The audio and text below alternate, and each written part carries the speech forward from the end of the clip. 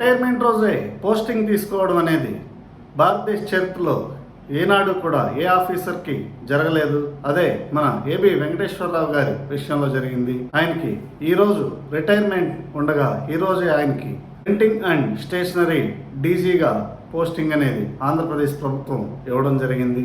అయితే మనందరికీ తెలిసిందే, గత 4 సంవత్సరాలుగా ఆయన ప్రభుత్వం మీద పోరాడుతూనే ఉన్నారు. దీనికి ప్రధాన కారణం వైఎస్ఆర్సీపీ ప్రభుత్వం ఆయన మీద అక్రమ కేసులు బనాయించి ఆయన్ని సస్పెండ్ చేయడం. అయితే దీని మీద ఆయన సెంట్రల్ అడ్మినిస్ట్రేటివ్ ట్రైబ్యునల్ క్యాట్ని ఆశ్రయించారు. క్యాట్లో ఆయన మీద సుదీర్ఘ విచారణ అనంతరం ఆయన ఎలాంటి తప్పు చేయలేదని చెప్పేసి తీర్పు ఇవ్వడం జరిగింది. అయితే ఆ తీర్పుని గౌరవించకుండా మళ్ళీ ఆంధ్రప్రదేశ్ ప్రభుత్వం హైకోర్టులో సవాల్ చేసింది. అన్నింటిలో కూడా ఆయన నిర్దోషి అని ప్రూవ్ చేసుకున్నారు.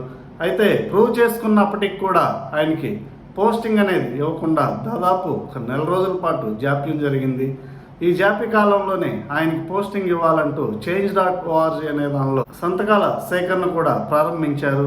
ఆయనకి మద్దతుగా దాదాపు 45,000 మంది సైన్ చేయడం జరిగింది. అయినప్పటికీ కూడా ఆయన విషయంలో ప్రభుత్వం నుంచి ఎలాంటి కనికరం అనేది కలగలేదు. అయితే ఇక ఎట్టకేలకి చివరగా ఆయన రిటైర్మెంట్ రోజే ఆయనకి పోస్టింగ్ అనేది ఇవ్వడం జరిగింది. అయితే సహచర ఐపీఎస్ అధికారికి పోస్టింగ్ ఇవ్వడంలో ప్రభుత్వ పెద్దల ఆదేశాల మేరకు చీఫ్ సెక్రటరీ అయినటువంటి జవహర్ రెడ్డి కావాలని డిలే చేశారు అనే చర్చ అయితే ప్రజల్లో జరుగుతుంది. ఇదే అంశం మీద ఐపీఎస్ అధికారుల సంఘం కూడా ఏబి వెంకటేశ్వరరావు గారికి ఎలాంటి మద్దతు ఇవ్వలేదు, ఈ విషయంలో నోరు మెదపలేదు. అయితే దీనికి భిన్నంగా ఎన్నికల షెడ్యూల్ విడుదల అయినప్పటికీ కూడా కొందరు ఐపీఎస్ అధికారులు వైఎస్ఆర్సీపీ నాయకులకి మద్దతుగా పనిచేయడం అనేది జరిగింది. ఈ అంశంలో ఎన్నికల సంఘం జోక్యం చేసుకుని ఆ అధికారులని బదిలీ చేయడం జరిగింది. దీని మీద సోషల్ మీడియాలో కానీ అదేవిధంగా ఇతరత్ర మెయిన్ స్ట్రీమ్ మీడియాలో ఆ అధికారులపై కొన్ని కథనాలు అనేవి వెలువడ్డాయి.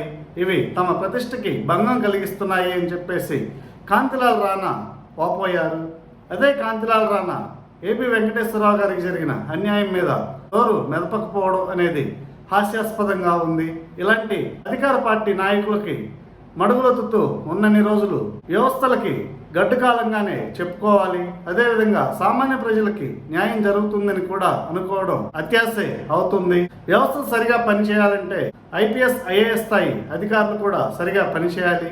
వీరందరూ కూడా తటస్థంగా పనిచేస్తే వ్యవస్థల పనితీరు కూడా మెరుగుపడుతుంది.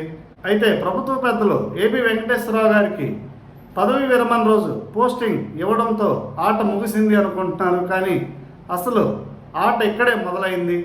ఏబి వెంకటేశ్వరరావు గారు రిటైర్ అయిన తర్వాత ఆయన ఆట మొదలు పెట్టబోతున్నారు. అన్ని అనుకూలించి ప్రభుత్వం మారినట్లయితే ప్రభుత్వంలో వివిధ శాఖల్లో పనిచేసినటువంటి అధికారులకి ప్రభుత్వ పెద్దలకి రాబోయే రోజులు పీడకలగానే మిగులుతాయి అన్న చర్చ అయితే జరుగుతుంది.